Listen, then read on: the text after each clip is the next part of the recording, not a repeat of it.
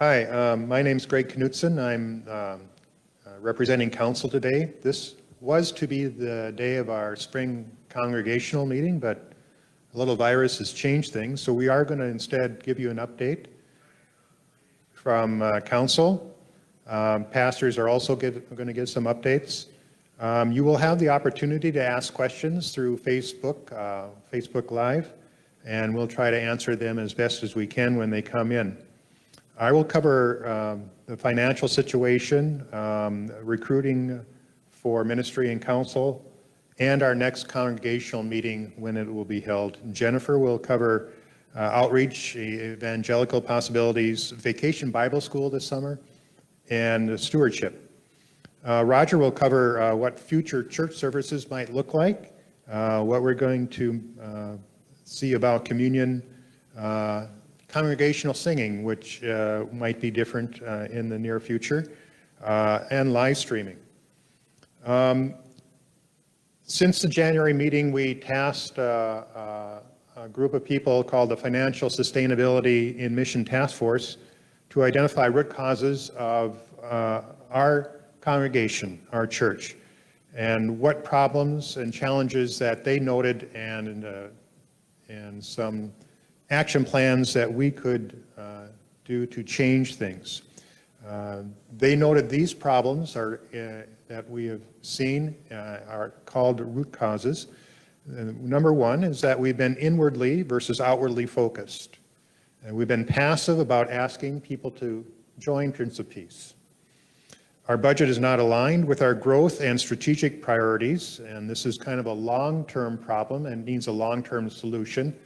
And that's why you see the Vision 24 long-range planning emphasis with that cause. We don't talk about money, and people's priorities have changed over time. Our current metrics are not aligned with our growth and our strategic priorities. Again, a long-term problem requiring a long-term solution.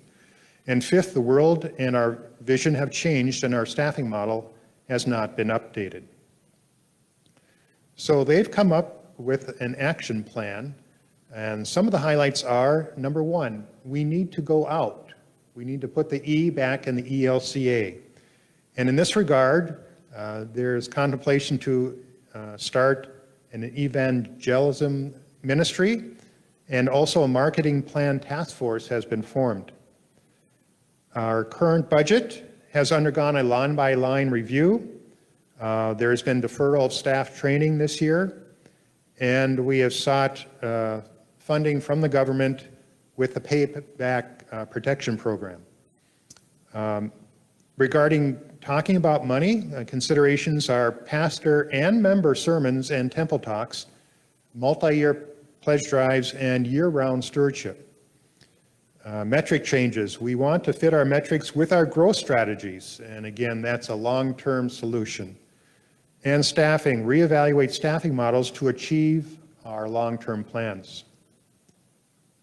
Regarding our current financial status, we went into 2020 with a general fund budget deficit of $117,000. In other words, our budget was $117,000 over what was expected to come in 2020. Since that time, beginning of the year, there are several things that have happened. The line-by-line review was performed with the assistance of Brian R. and Tim R. and Bill L. And we reduced our general fund spending for this year by $32,000. We have indeed received the PPP funds, a significant amount that will cover 2 months' worth of payroll and allow us not to furlough or lay off any personnel. Everybody is still working. Regarding giving, we tasked people to increase their giving. We've been averaging $33 a week per household, and we needed $45 a week per household. Year-to-date, 2020 giving is indeed up. Through April, the general fund giving is $29,000 ahead of expected, and each and every month has been higher than expected. So we're hoping this is not individual occurrence, but is a beginning of a long-term trend. Another good thing is our debt. We do not have any debt anymore. Our loans are paid up. And regarding the property maintenance fund, there has still been steady giving, what we expected, and that will allow the roof replacement this year. We got some information about property ministry in that we thought the roofers would be excited to get more work with things being slow, but it turns out it's just the opposite. Everybody's looking to get their roof done because times are slow. And so we may have some challenges there getting it done really soon, but we hope to have it done this year before the cold weather comes in and get the rest of the roof replaced. And hopefully leading into the parking lot fixes, which we would like to do in 2021. Now regarding the talents of the congregation, I want to talk to you about another sports metaphor. I'm always into sports metaphors, and I know it kind of gets a little boring after a while, but here's another one. I'm missing baseball. Baseball and watching baseball is one of my life's pleasures, and because there has been no baseball, the Brewers Channel's been showing classic old baseball games, which of course Milwaukee always wins. So I've been watching Christian Yelich and Prince Fielder and even older stuff, Hank Aaron in Milwaukee or Robin Yount. And I noticed how fast the games moved 20 years ago versus how they go now. When I was growing up, I emulated Rod Carew because I was in the Minnesota Twins market. And you might see his picture there on the screen. Rod Carew was discovered, he grew up in New York City. He was born in Panama, but he grew up in New York City, and he was playing sandlot baseball in New York. And the Minnesota Twins were in New York City playing a series with the Yankees, and a scout discovered Rod Carew in the mid-1960s. And the reason I liked Rod was because of his infectious smile, which you can see there, and that he batted left-handed like me. He was 6 foot like me, and he was 170 pounds like I used to be. He was a spray hitter. He could hit for power, but he preferred to hit for base hits. And he would go with the pitch, as they say, and hit the ball into the opposite field a lot. And I was a spray hitter as well, because when you're a lefty, a lot of the pitchers are moving away from you, and you just go with the pitch, and you use all the power from the pitcher, and use your reflexes to take that power and send the ball off. He would hold the bat like a wand, very loosely, and people would notice that it was like he was heading an orchestra with the baton, with his bat. And when he got on base, he could steal bases. And he, one year, stole home, if you can believe that, 7 times. Which is an amazing feat, and even more amazing, it's not even a major league record. But you will probably never see anybody steal home 7 times again. So here's a picture with Rod, with Ted Williams, the last guy to bat 400, the famous Boston Red Sox. So why were Ted and Rod together? Well, Rod was chasing Ted's Williams of also trying to hit 400, or 2 hits for every 5 at-bats. But Ted chastised Rod. He would say, why aren't you hitting for power? You can hit home runs too. Why are you hitting for base hits? And Rod would say, well, this is how I use my talent. This is the best talent for the team. I get on base, I steal bases, and then my teammates like Tony Oliva or Harmon Killebrew would hit me in. This is how my talent is best used. Our talents are all around. Whether we go to see a high school play over at Appleton East, or Brigetta does a children's sermon, or Pam W. goes online to do her teaching, or Linda P. does her community health nurse in the time of COVID. We all use our talents in the best way we can.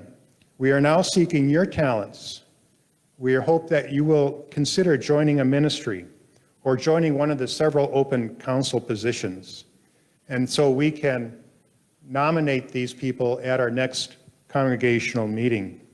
We seek this not to seek God's favor, but because we already have been blessed and received God's grace.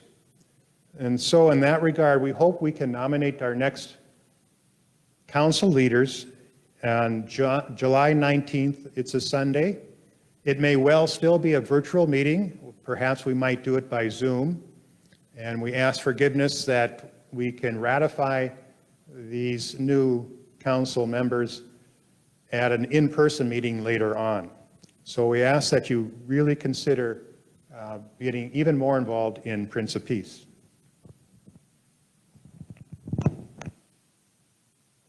Okay, thanks, Greg. We had one question that I saw here. It is define the word metrics in the Financial Sustainability and Ministry Task Force. Just to give some clarity for that word. Okay. Well, some metrics that we've been looking at is that new members, we used to get 40 new members a year 10 years ago. Now we're getting 20 new members a year. So this is one metric we look at. How are our financial giving going? Is it increasing or decreasing? Other metrics include, do we give as much to the property maintenance fund, the building fund, as we used to?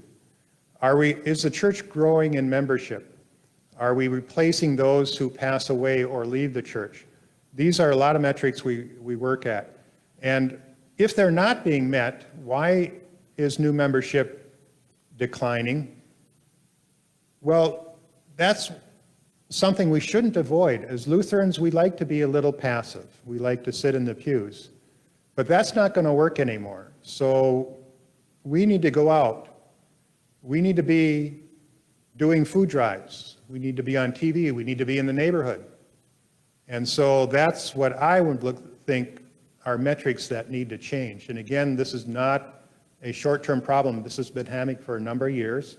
It's also a nationwide problem, but we're trying to do what we can to buck some trends that are occurring. And I hope we are. Thank you, Greg. I don't see any other questions right there, so we'll continue with Pastor Jennifer.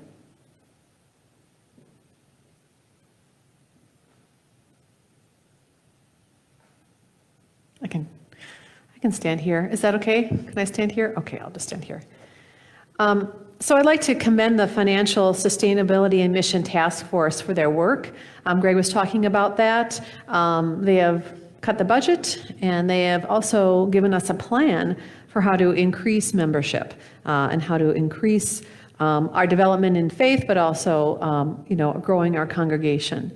And Greg had mentioned the evangelical evangelism. And we don't know exactly how this will come out, but evangelism means gospel. And so we want to develop speaking the gospel. And we've done that in some ways through the faith stories, helping people to talk about their faith and putting that on our website. We also want to connect with inactive members and ask them to participate and teach people how to ask non-members to explore POP, Prince of Peace. So they have some objectives to that goal. And so how we'll be forming that, we're not exactly sure. Whether that'll be just witness or witness with long-range planning or a separate ministry that just addresses speaking the faith to people. A new development has come in our community through First English, and they're looking for congregations to join them in exploring how to do ministry in this changing culture. And so that will be a possibility too, as a way to help develop our evangelism. I think Greg covered the stewardship pretty well. I have a couple other things I'd like to address. The POP camp, where is usually our VBS. Anna and Brigitta are reluctant to make a final decision at this point about that. So I'd like to read to you their proposal. The plan will be that we will allow to stay on the calendar the POP camp for now. The plan will be to craft it so we can work within guidelines of the camp that will be put into place. So we will have up until the week of camp to cancel the campsites. So we will have time to make that decision on our end. The activities we plan, we will gear to be flexible. So if we can hold POP camp at Calumet County Park, we will. But if we're not able to do that, our activities will be able to be completed through Facebook posts, for example, a scavenger hunt. We discussed the fact that there is no risk to continue to have POP camp remain on the calendar with this approach. We plan to provide regular status updates to the congregation. So as you know, things are changing and continue to change, and we'll just have to keep posted on whether or not it's safe, and we are able to have POP camp this year.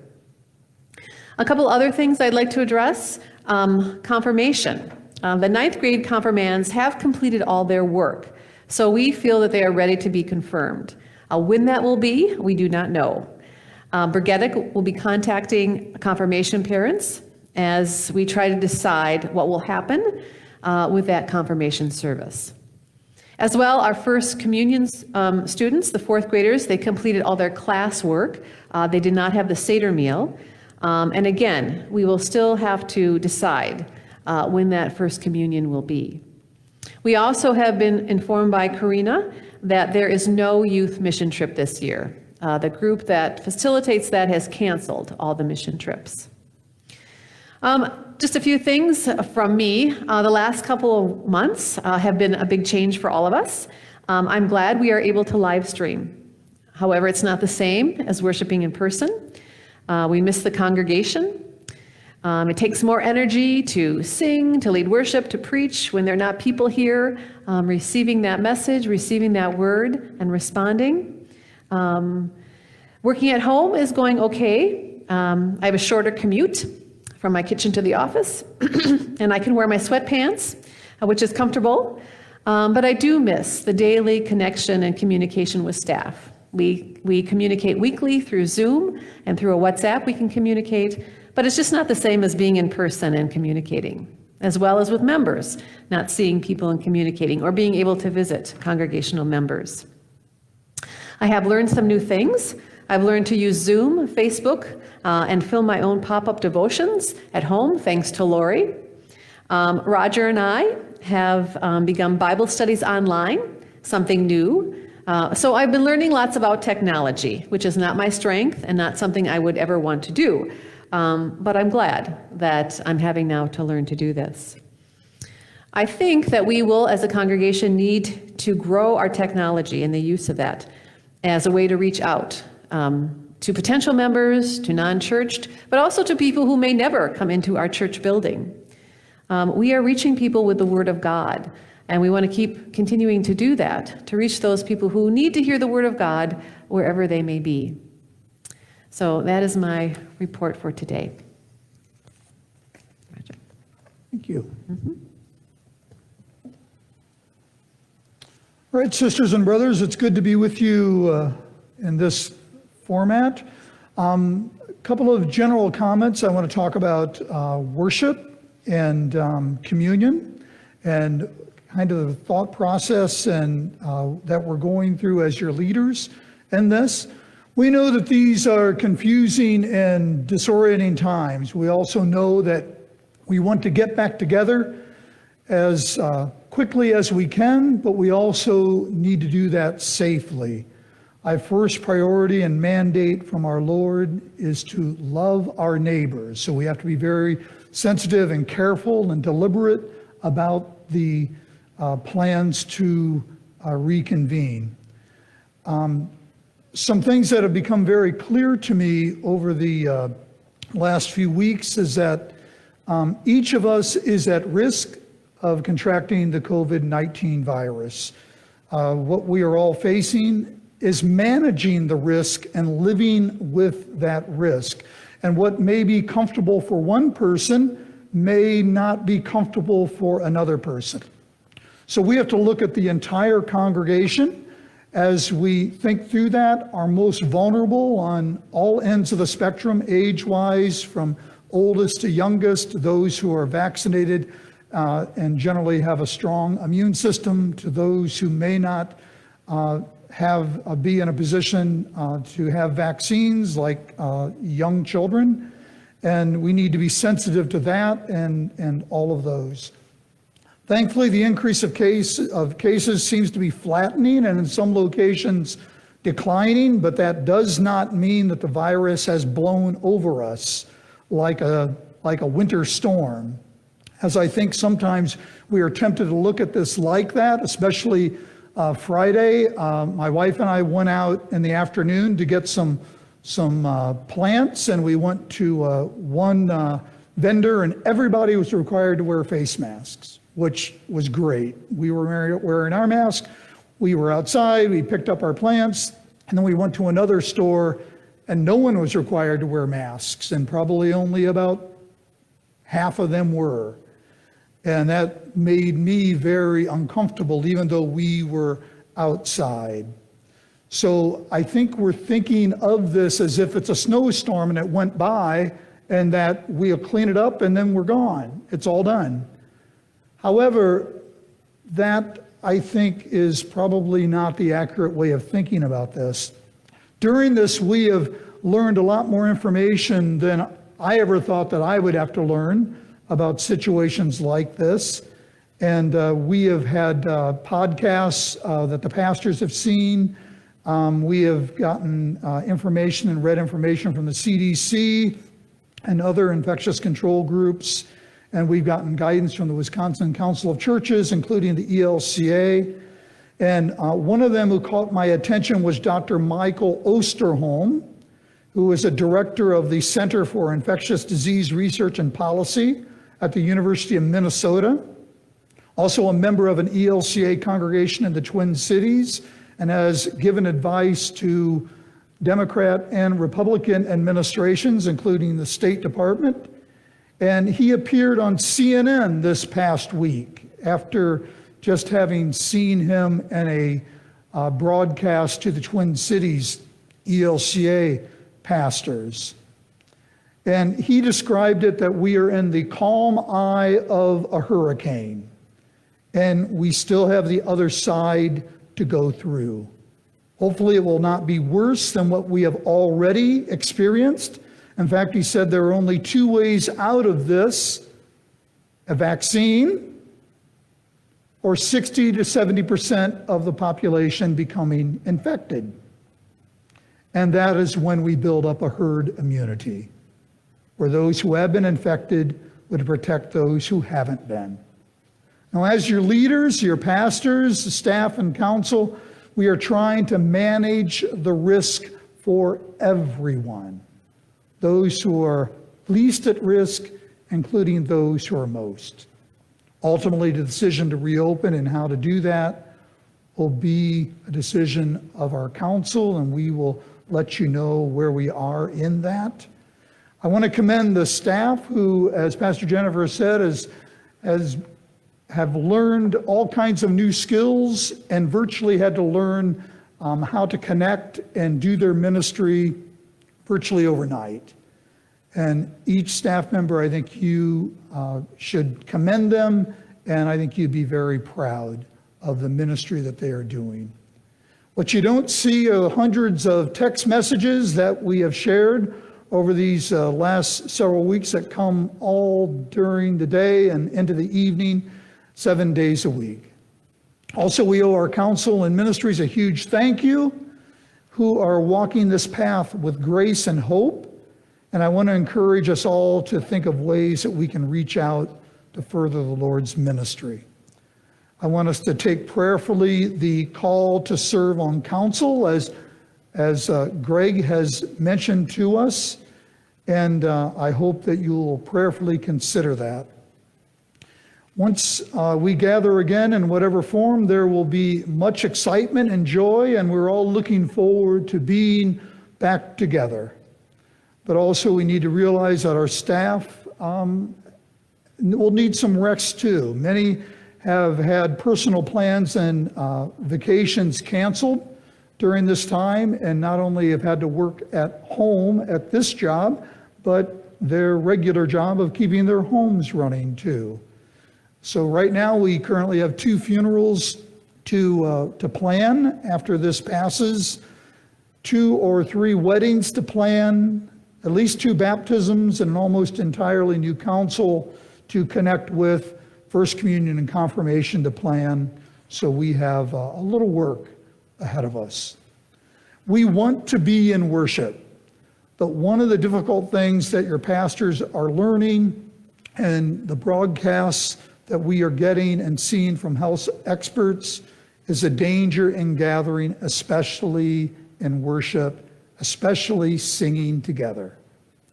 Singing creates aerosols, and this virus is particularly effective and being transmitted by aerosols. Remember the church in Washington State in March that had a choir practice, and from that practice many people became infected and they had some fatalities. And that was before anyone was showing symptoms, but evidently there was someone there. Now, so we are trying to imagine worship without congregational singing. Now just let that soak in for a bit. When Pastor Jennifer and I first heard this news, we kind of thought, like, what is this? And trying to get our head around worship without singing. In fact, the Lutheran Church used to be called the singing church because of its strong reliance on music and congregation-led singing. So until we get a vaccine, we have to think about, how do we worship? How do we worship in that setting? Do we use pre-recorded music? Do we use percussion instruments? Do we do something very anti-Lutheran? Do we perhaps clap to show how we're receiving things? Do we have more spoken liturgies? Now, another area that we need to talk about is Holy Communion, especially during this time when we are apart. Communion has been offered every week for decades here, and we realize there is a deep hunger in the congregation to rejoin together at that family meal. Initially, the guidance we received from our presiding bishop and our local bishop was to take a fast from communion. Also, as we understand communion, it is something that we do as the assembled body of Christ together, not by individual groups who have access or means to do that by themselves at a time of their own choosing. So our bishops believe that this stoppage of communion was going to be a very short-term thing. However, it has been much longer than any of us anticipated or welcomed. So Pastor Jennifer and I have had a meeting with our local bishop, and we are investigating our options and how to faithfully do this as a congregation during this time. We will discuss this at our council meeting this week and let you know very soon what we decide. Thank you for your understanding and for your prayers for one another during this time, your prayers for us. It's so encouraging to read your comments online, your emails, your phone calls, your offers to help, and even finding messages on our cars after we leave worship on Sunday morning saying things like, "Thank you for serving God and Prince of Peace, and you are a blessing." That means so much. It's felt and it's appreciated. We will get through this. We just want to reassemble with everyone who was with us when we began. Until a vaccine comes, it may be some time before we gather together like we are used to with the gatherings that we had back in January and February. So in the meantime, we will need to figure out how to keep us all safe, and we will do that. But we will do that with what the church has always done. We will live with hope that overcomes fear, looking out for the most vulnerable and being a blessing to all. See if there's any questions online here. Let's see. Asking about council and why are so many coming due at this time? They just maxed out because the officer positions are 2-year positions. And that is why that's happening.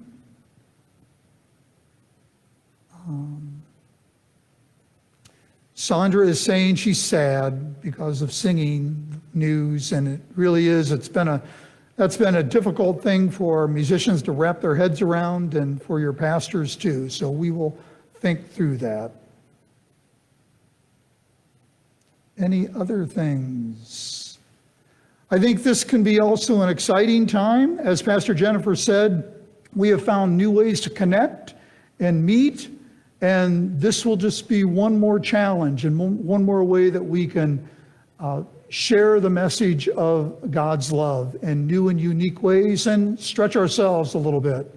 When we have looked at the metrics that have come across on Facebook, we have seen that we are getting views literally throughout the world. We have views in Europe, Africa, Australia, and lots of other places that we can't figure out who would be there, but we are being watched and followed. So this is a tool and a mechanism for the Lord's message, and we are very thankful for that. Okay, I don't see any other questions. If you do, you can ask us, or you have our emails, and we would encourage you to get in touch in that way as always. And there's a question, can the hymns be on the screens? That's a great question. The difficulty that we're having putting the hymns on the screen right now is having someone in the AV booth loading those in. And we have been reluctant to have that be done since it's a closed and confined space, and having someone spend hours in there doing that. So we are aware of that, and hopefully we can find a solution to that, but we do hear that. Your director of enthusiasm, Karen Boltman, has said she likes clapping, so she will lead us in clapping. In fact, when I had the little Vibra slap, I was looking forward to using that today, and then, well, darn it, didn't have to use it today. But okay. A question about an outdoor theater, outdoor worship, and that's a great question. We have talked about that. Your pastors have talked about that, and we were talking among other pastors as well who have considered that, and we think that that will, with our limited resources of getting people out of the building, out to a location, doing a worship there, having electronics, having amplification, make sure everybody's tuned in, and doing that may not be really the best use of our time right now. So that's why we are actually looking at seriously of how to do maybe communion, but we'll have more information on that hopefully by the end of the week.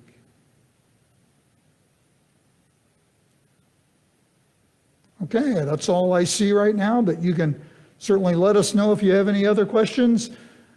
Greg, do you have anything else that you would wish to add, or Pastor Jennifer?